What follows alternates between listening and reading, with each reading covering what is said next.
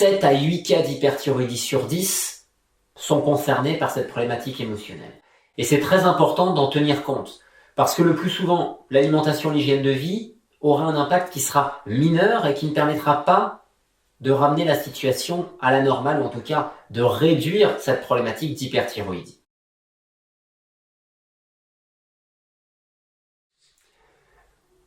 Bonjour, c'est Raphaël Pérez, votre coach en santé naturelle. Bienvenue pour ce 47e numéro de mon défi, une vidéo par jour pendant 2 mois. Je suis très heureux de vous retrouver aujourd'hui pour vous parler de l'hyperthyroïdie. À la suite de mes 2 vidéos sur l'hypothyroïdie, j'ai reçu de nombreuses demandes, de nombreuses questions sur l'hyperthyroïdie. Comment est-ce que la maladie apparaît? Qu'est-ce qu'on peut faire pour agir naturellement? C'est ce que je vous propose aujourd'hui dans cette vidéo. Je voulais déjà vous dire un grand merci pour suivre ces vidéos depuis le début. 47e vidéo aujourd'hui, et vous êtes de plus en plus nombreux à suivre ces vidéos, alors un grand merci à vous. Je vous remercie toujours de mettre vos appréciations, le pouce vers le haut quand ces vidéos vous plaisent, le pouce vers le bas quand elles ne vous plaisent pas. Je vous remercie de les partager, je vous remercie pour tous vos commentaires, qu'ils soient critiques ou qu'ils soient plutôt agréables. En tout cas, je vous remercie parce que tous les commentaires sont positifs de toute façon. Je les accueille de toute façon de manière positive. Et aujourd'hui, je vais vous demander un petit peu, je vais vous solliciter, vous demander quelque chose. Pas que aujourd'hui, dans les vidéos qui vont venir également, est-ce que vous voulez que je poursuive les vidéos régulièrement? Pas forcément à ce rythme d'une vidéo par jour parce que ça demande quand même du travail, beaucoup de travail même, mais en tout cas de pouvoir continuer à vous proposer des vidéos régulièrement pour bien sûr essayer au maximum de vous inspirer, mais de vous accompagner au travers d'échanges que nous avons par ces vidéos, par des commentaires, à avancer ensemble. Et je dis bien avancer ensemble parce que je pense que les choses ne sont pas autrement. Nous avançons tous ensemble. Vous me permettez d'apprendre des choses grâce à vous et je vous envoie aussi ce retour pour qu'on progresse ensemble. Voilà, ma demande est faite. Maintenant, j'en reviens à la thyroïde. Alors pour commencer, sur la thyroïde c'est une glande qui se situe par ici, au niveau du cou. Cette glande produit des hormones thyroïdiennes qui vont avoir un effet sur le métabolisme. Elles vont accélérer ou ralentir le métabolisme de notre corps. Certaines personnes disent que la glande thyroïde régule l'activité du moteur de nos cellules. Je trouve que l'image est assez parlante, assez intéressante. Donc on va accélérer le rythme d'activité des cellules ou ralentir le rythme d'activité des cellules selon que la thyroïde soit en hyperproduction d'hormones ou en hypoproduction hormonale. Quand une personne passe en hyperthyroïdie, cette activation du métabolisme, cette intensification du métabolisme engendre un certain nombre de symptômes. Il y a une perte de poids qui s'installe, puisque les cellules ont besoin de plus de nutriments. Si on ne mange pas plus, il y a une perte de poids qui s'installe. Comme les cellules travaillent plus, le rythme cardiaque augmente, parfois avec, au-delà d'une augmentation du rythme, de l'arythmie. Ça peut faire peur et ça peut être des fois problématique.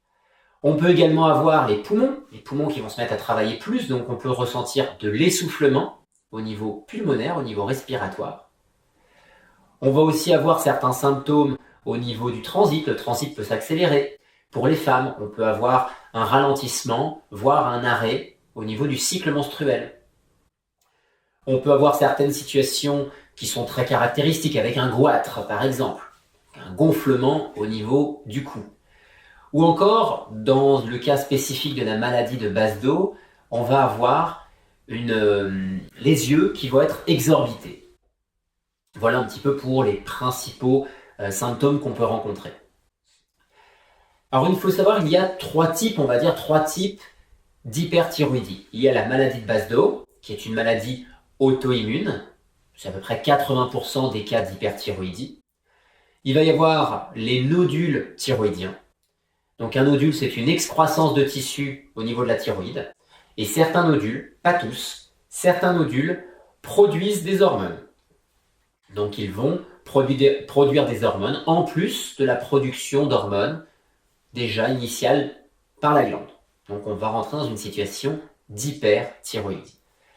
Et les derniers cas, ce sont des inflammations de la thyroïde qui aboutissent à une hyperthyroïdie. La majorité des cas, la majorité des causes concernent le facteur émotionnel.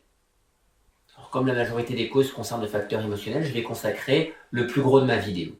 Mais il faut savoir que par rapport à l'inflammation, par rapport aux nodules, principalement, un petit peu également par rapport à la réaction auto-immune de la maladie de Basedow, nous sommes sur des facteurs environnementaux. Donc facteurs environnementaux, ça veut dire c'est l'alimentation, le rythme de vie, le stress. Donc tout ça peut générer un état de surmenage tel que un état inflammatoire se crée et on peut aboutir à cette hyperthyroïdie. Au niveau de la maladie auto-immune, cela va se jouer plus au niveau de l'intestin. Bien sûr, cela peut être amplifié par le facteur stress, par le facteur affaiblissement du corps. Mais au niveau de l'intestin, des aliments protéinés mal digérés peuvent passer en quantité la barrière intestinale.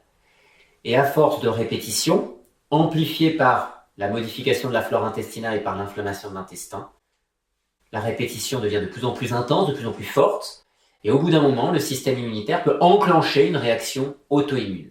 Je dis bien enclencher, je vais revenir là-dessus par la suite. Et ensuite, par rapport aux nodules, l'alimentation aussi peut jouer un rôle. Puisqu'un nodule, c'est une excroissance, un développement de tissus supplémentaires. Alors cela vient généralement plus avec l'âge. Les nodules sont plus observés chez les personnes qui prennent de l'âge, on va dire au-delà de 50 ans, le plus souvent. Et donc le corps est plus fatigué. Le corps a aussi subi parfois pendant des années un surmenage alimentaire sans pause. Et ce qui arrive au niveau alimentaire, c'est la surcharge de protéines, les produits transformés, les produits qui stimulent la croissance, tels que les produits laitiers par exemple. Tout ça peut générer un cocktail qui favorise le développement de tissus en excès. Et puis bien sûr, par rapport aux facteurs environnementaux, il ne faut pas oublier un élément qui peut être très important, les perturbateurs endocriniens. Les perturbateurs endocriniens, il y en a beaucoup dans les pesticides. On va en retrouver dans les plastiques, on va en retrouver dans des produits que nous inhalons, que nous buvons, que nous mangeons. Et donc, nous pouvons être vraiment envahis par ces produits-là. Et l'impact peut être sur la thyroïde également. C'est moins fréquent que sur d'autres sphères hormonales, que sur d'autres parties hormonales de notre organisme. Mais la thyroïde peut également être concernée par cette perturbation hormonale de pollution. Alors que faire? Que faire dans ces situations-là? On va déjà pouvoir aller vers une alimentation anti-inflammatoire. Parce qu'on va calmer le jeu, on va apaiser un petit peu cet état de surmenage dans le corps. Alimentation anti-inflammatoire, ça veut dire plus de fruits, plus de légumes féculents, type pommes de terre, patates douces, ignames, etc., châtaignes, par rapport à des céréales, des produits transformés, des produits riches en protéines régulièrement. Ça, c'est la première chose. Donc, d'avoir déjà cette orientation alimentaire. Ensuite, on va favoriser la digestion. Tout ce qui va favoriser la digestion, que ce soit la mastication, l'environnement digestif, les compatibilités alimentaires, vont aider pour réduire l'état inflammatoire du corps et aider le corps à récupérer. On va pouvoir encore aller plus loin. Si on veut aller plus loin, ça veut dire cure alimentaire allégée. Fruits et légumes. Monodiète variée, cure de jus. Et quand on peut, je dis bien quand on peut, parce que les médicaments permettent de le faire, le jeûne. Alors ces cures peuvent vous faire un peu peur parce que vous êtes peut-être en train de vous dire là je perds déjà du poids en mangeant normalement, alors si je fais une cure allégée, je vais perdre encore plus de poids. C'est possible. C'est possible qu'il y ait une perte de poids qui s'intensifie. Et avant de se lancer dans une cure trop restrictive, on peut envisager déjà un premier allègement alimentaire où on va faire ce que je qualifie de détox, c'est-à-dire on met le corps en phase de récupération, mais à poids constant. Donc on va établir une alimentation qui va être personnalisée puisqu'elle va dépendre de votre profil, de ce qui vous correspond sur le moment. Donc je ne peux pas vous donner spécifiquement, dire il faut mettre ça, plus ça, plus ça. Ça va être des quantités qui vont être spécifiques à vos besoins du moment pour limiter au maximum la perte de poids tout en favorisant déjà la récupération du corps. Ça, c'est quelque chose qui peut être très intéressant dans ce genre de cas. Et puis après, bien sûr, on peut essayer de se réduire son exposition aux polluants, d'atténuer le stress, de récupérer un peu plus, de se reposer un peu plus.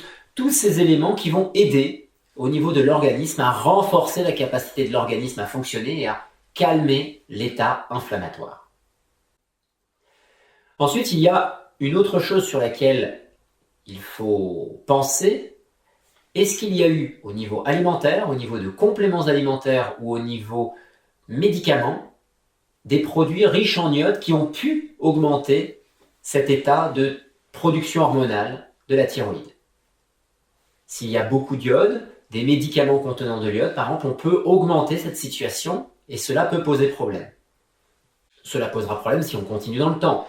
Si on s'en aperçoit, on arrête les médicaments en question, on arrête les aliments qui posent problème, en tout cas on réduit leur fréquence.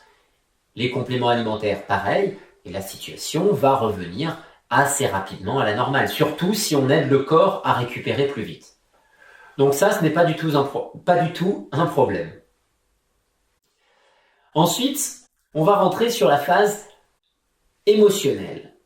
C'est la plus grosse partie de la vidéo et je parle de cette phase émotionnelle parce que 7 à 8 cas d'hyperthyroïdie sur 10 sont concernés par cette problématique émotionnelle. Et c'est très important d'en tenir compte parce que le plus souvent, l'alimentation, l'hygiène de vie aura un impact qui sera mineur et qui ne permettra pas de ramener la situation à la normale ou en tout cas de réduire cette problématique d'hyperthyroïdie. C'est important d'en tenir compte parce qu'aujourd'hui, quelles sont les alternatives? Quelles sont les solutions qu'on propose généralement en cas d'hyperthyroïdie? Intervention chirurgicale pour enlever une partie de la thyroïde? De l'iode radioactif pour détruire une partie de la thyroïde? C'est bien, ce sont des procédés qui ne sont pas du tout agressifs ni mutilants pour l'organisme. Ou alors, il y a l'autre option, c'est les médicaments, ce qu'on appelle les antithyroïdiens. C'est un médicament qui va bloquer, réduire la production d'hormones au niveau de la thyroïde. Et ce médicament, il faut savoir qu'il fait beaucoup travailler le foie et les reins, ce qui aboutit à des effets secondaires de type nausée, par exemple, maux de tête, ou encore des troubles au niveau cutané, des démangeaisons, des réactions cutanées. Alors on peut utiliser ces produits, pourquoi pas, médicaments, mais ce n'est pas une solution. Ce n'est pas une solution qui va permettre d'avoir des résultats durables. Et même les interventions chirurgicales ou l'iode, ça ne résout pas le problème. Ça fait que détruire une partie de la thyroïde. On ne résout en rien le problème. Problème émotionnel. Alors quel est-il? Je vous ai dit que la thyroïde, c'était l'accélérateur ou le frein pour le métabolisme du corps. Quand une personne entre en état d'hyperthyroïdie, elle se trouve en état d'accélération réellement de son métabolisme. Donc on va retrouver cette notion de temporalité, de vitesse. Ça, c'est un premier facteur qui permet de comprendre la symbolique émotionnelle de l'hyperthyroïdie. Le deuxième facteur, généralement, c'est lié au regard des autres, à la notion de compétition, à la notion d'exister au travers du regard des autres, d'être aimé, de mériter ce que l'on a. Et donc, on peut voir différentes phrases. Je vais vous donner différents ressentis qu'on peut percevoir dans cette situation d'hyperthyroïdie. Bien sûr, ce que je vous donne ici, ce n'est pas exhaustif, c'est simplement pour avoir un premier regard, on va dire, sur le facteur émotionnel. Donc dans ces ressentis, il peut y avoir le fait de vouloir toujours en faire encore et encore. Pourquoi? Pour exister au regard des autres. Pour pouvoir être aimé. Donc de toujours en faire plus parce qu'il faut en faire plus pour mériter finalement l'amour d'une personne.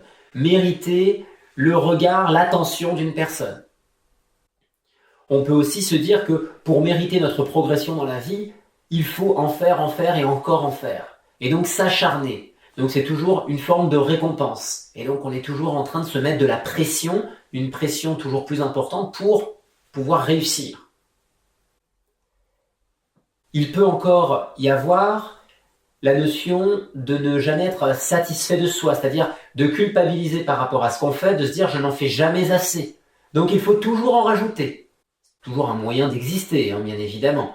D'exister par rapport au regard des autres. Alors souvent c'est par rapport au regard des parents, même si nos parents ne sont plus là, au regard des parents parce que les parents nous incitaient à faire certaines choses, où il fallait que nous fassions certaines choses pour exister. Et aujourd'hui, on garde ce schéma-là et des fois, on se met de plus en plus de pression. On peut retrouver encore le fait de vouloir progresser dans la vie et de progresser quitte à brûler les étapes. Et on veut tellement progresser vite qu'on se met une pression énorme. Et pour brûler des étapes, on va essayer de faire certaines choses.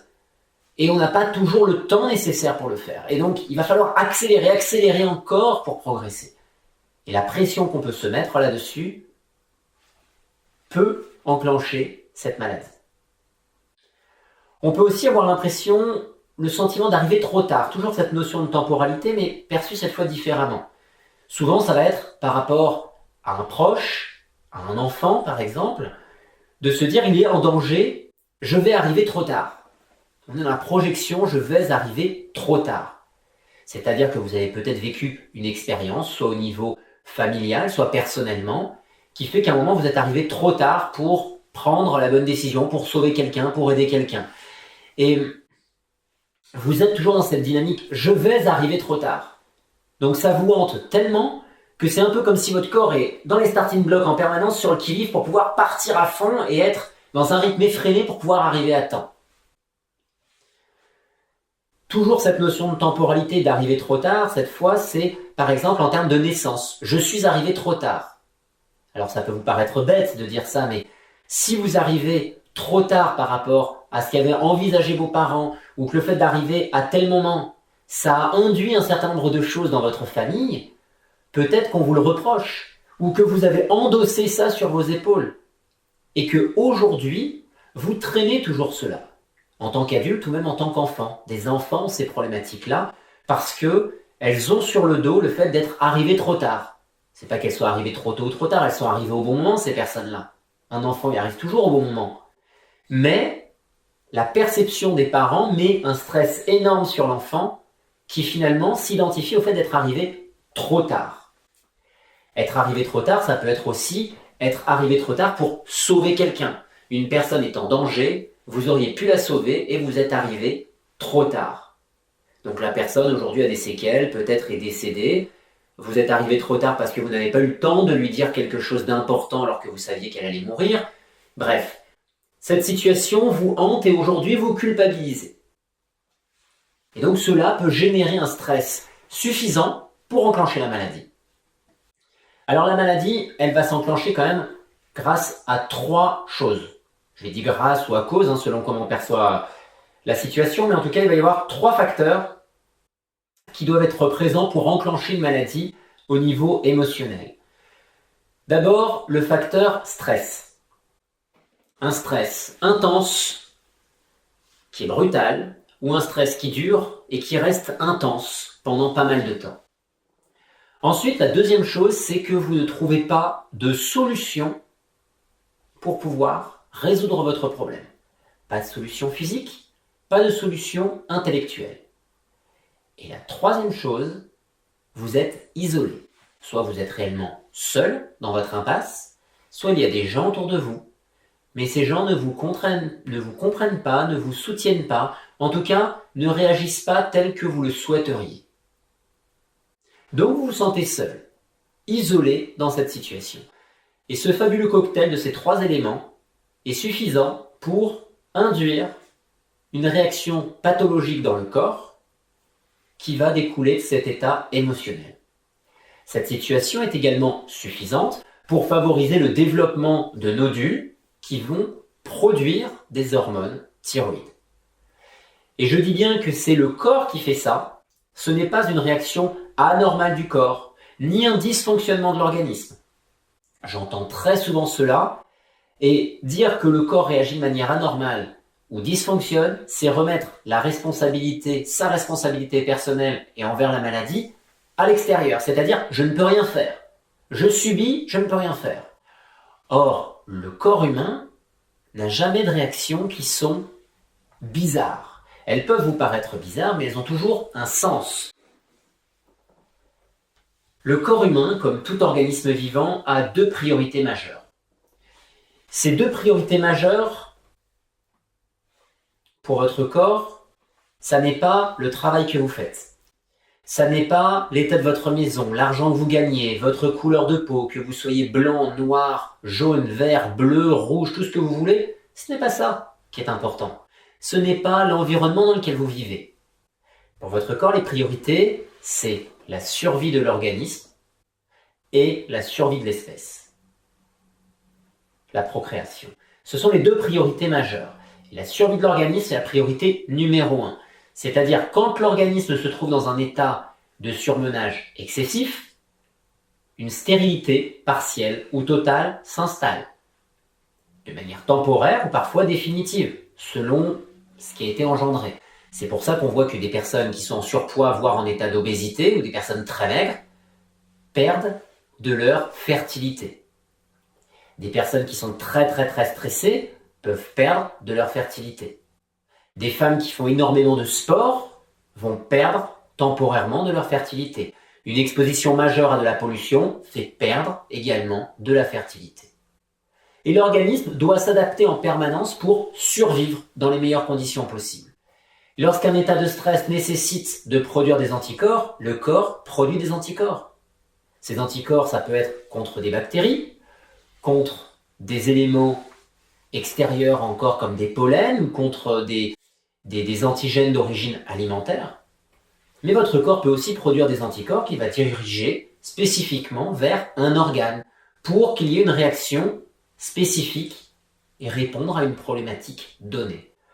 Donc lorsque dans une situation émotionnelle, vous avez les 3 paramètres dont je viens de vous parler, que vous ne trouvez donc ni solution physique ni solution intellectuelle, votre cerveau va enclencher des réactions dans votre corps pour proposer une solution. Pour proposer une solution et s'adapter à une situation qu'il identifie, que votre cerveau identifie comme un danger vital. C'est pour ça qu'il propose une solution liée à un état émotionnel intense. Maintenant que vous comprenez la cause, vous dites c'est bien beau, d'accord, j'ai un problème émotionnel, mais comment est-ce que je vais agir là-dessus? Pour agir, moi j'utilise souvent un travail symbolique. Le fait d'écrire, le fait de trouver un objet ou quelque chose qui représente ce que vous vivez. Je peux vous faire aussi des exercices qui vont être spécifiques selon ce que vous ressentez. Et l'idée, c'est de pouvoir en fait transposer la charge émotionnelle que vous avez sur vous pour lâcher prise. Comment faire? Cela signifie en fait lâcher prise quand on a un facteur émotionnel majeur. Et lâcher prise, le transfert par le biais de quelque chose de symbolique peut être extrêmement efficace. Voilà, j'espère que vous y voyez un peu plus clair maintenant sur les problématiques d'hyperthyroïdie. Et puis je vous dis bonne journée, je vous retrouve demain pour ma prochaine vidéo.